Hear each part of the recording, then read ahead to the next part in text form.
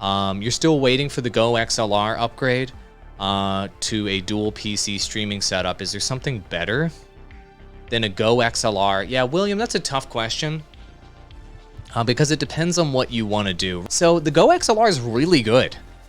I'm an audiophile, so I am all about audio quality first. And the processing that you get in the RODECaster Pro is better than the processing that you get in the Go XLR. However, the Go XLR, so this is my mixer, which I love, and the reason why the Go XLR is better, depending on what you're looking to do, is it is specialized towards gaming content creators. If you're looking to mix your gameplay audio, for example, I've got Cyberpunk going here, with your microphone, with Discord, maybe you have Discord running over here, with whatever alerts you're playing and stuff like that. The Go XLR has a better and more intuitive interface to pull all of that off. It just does.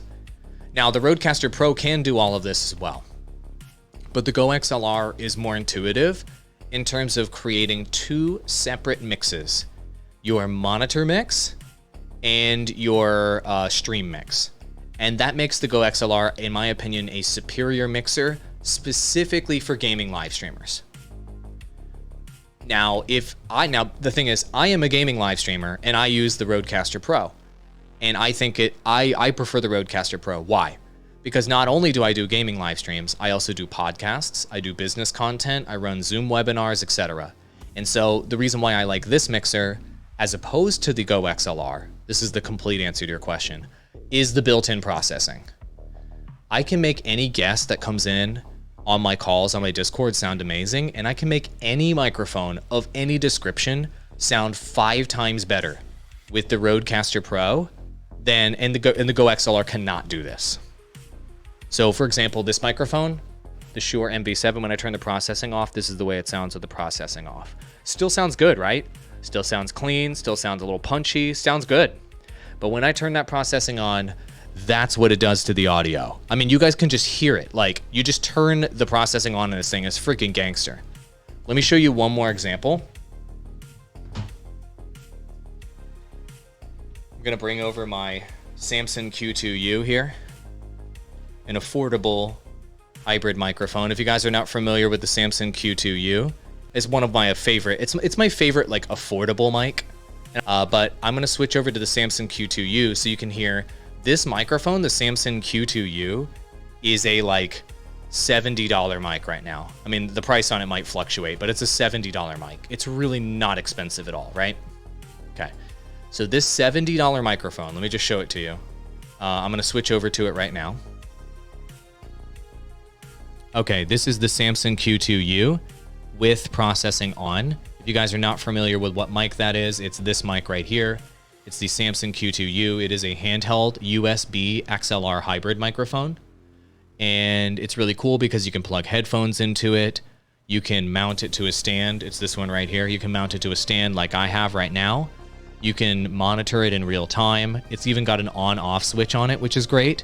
You can even use it for interviews in person, which is awesome. In my opinion, it is the best affordable microphone, and it comes with this entire kit. When you buy the Samson Q2U, it sounds great. For the money, it's under $100. It's half the price of a Blue Yeti.